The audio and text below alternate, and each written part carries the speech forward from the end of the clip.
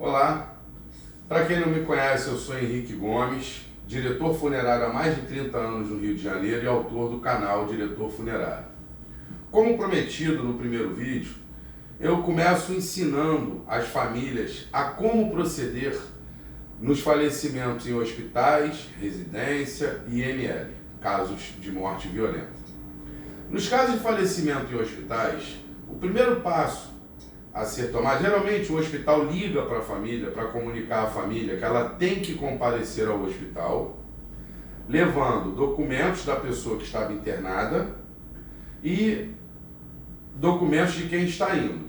Quando vocês receberem essa ligação, já podem ficar preparados, porque provavelmente foi um falecimento. Então vocês vão ter que levar para o hospital a identidade da pessoa que faleceu, a identidade do parente direto. Não adianta vir uma pessoa para o hospital para poder resolver as coisas que não seja um parente direto. Então tem que ser um parente direto. Pai, filho, irmão, esposo, a roupa que vai vestir o corpo. Se a pessoa for casada, certidão de casamento. Se ela tiver união estável, a união estável original. E casos de cremação, casos de sepultamento, eu vou falar em outro vídeo. Nos casos de liberação de IML, são mortes violentas. O que são mortes violentas? O que são tratados como mortes violentas? Morte de queda da própria altura, na rua, dentro de casa. A pessoa pode cair dentro de casa, ser levada para o hospital. Ao dar entrada no hospital, ela vai preencher um boletim, aonde nesse boletim vai rezar que ela teve uma queda. Se ela vier a falecer, posteriormente à queda, é tratado como morte violenta. O corpo é encaminhado para o Instituto Médico Legal. Então a pessoa não necessariamente ela precisa ser baleada, esfaqueada ou sofrer algum acidente de trânsito para ser tratado como morte violenta. Uma queda da própria altura, ela é tratada como morte violenta. Outros tipos de morte violenta: facadas, acidentes automotivos, suicídios, envenenamentos, homicídios, tudo isso são morte violenta.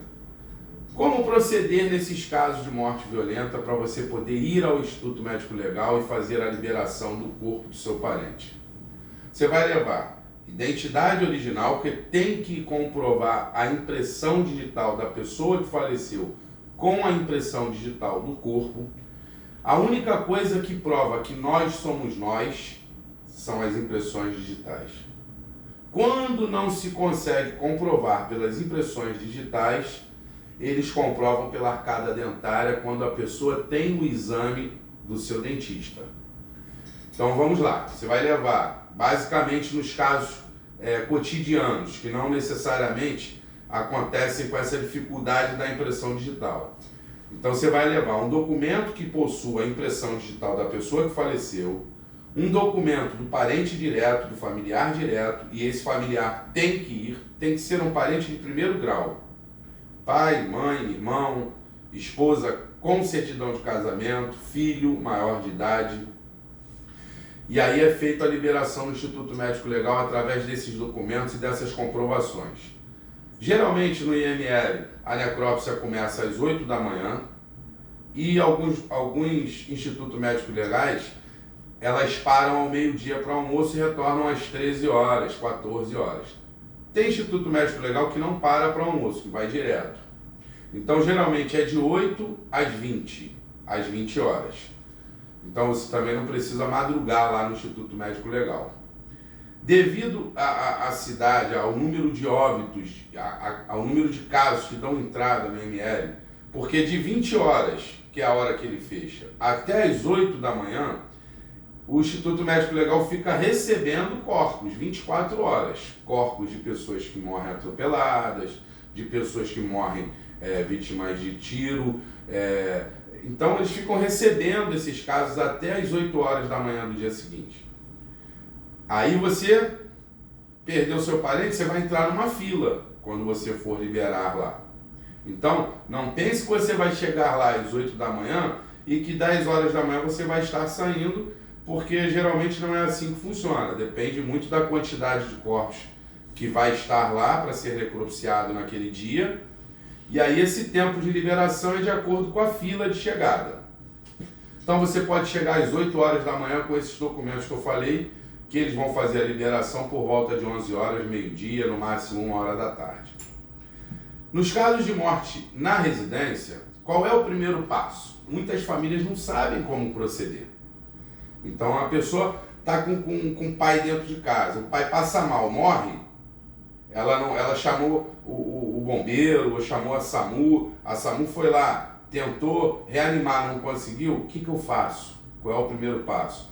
O primeiro passo é você ligar para uma funerária, de preferência que seja minha, né? Então assim, por quê? A funerária vai saber orientar a melhor forma de você proceder. Você vai ligar para a funerária, vai separar a identidade da pessoa que faleceu, CPF, se for casado, certidão de casamento, sempre a certidão de casamento, quando é casado, tem que ter a certidão de casamento. A identidade do parente direto.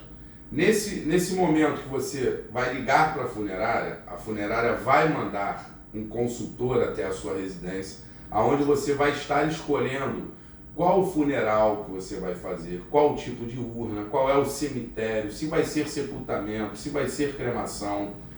Isso tudo o consultor vai passar nesse atendimento presencial. Não precisa ir na delegacia de polícia fazer boletim de ocorrência, porque foi uma morte natural na residência. A não ser que seja um caso de violência, um caso de morte violenta. Aí, todos os casos de morte violenta, você tem que procurar uma delegacia da sua área, a delegacia mais próxima da sua casa. Do contrário, faleceu na residência, liga para a funerária vai mandar um consultor devidamente treinado, capacitado a tomar todas as providências. Nesse atendimento presencial, você vai escolher os serviços com o consultor, ele vai cuidar da remoção, vai tirar o seu parente. No meu caso aqui da minha empresa, todos os casos nós tratamos como se fossem da nossa família. Todos os meus funcionários são treinados para atenderem as famílias dessa forma. Desde do funeral mais simples ao funeral mais luxuoso. Todos são tratados como se fossem da nossa família. Então nós cuidamos da remoção, levamos para um laboratório especializado em tratamento de corpos, onde é feita a tanatopraxia, que é a conservação desse corpo para poder entregar ele para a família no dia seguinte, no velório. E aí, nesse atendimento presencial, foi escolhido com capela, com velório, sem velório, cremação, sepultamento. No dia seguinte, a gente entrega tudo para a família no cemitério. A documentação, nós é quem registramos em cartório, nós é quem cuidamos da documentação para a família. Então, a família não precisa se preocupar com nada. Então, basicamente, é isso. Os 3 tipos de falecimentos, eu falei, e eu estou orientando as famílias de como proceder nos mais diversos casos. E esse é o primeiro vídeo.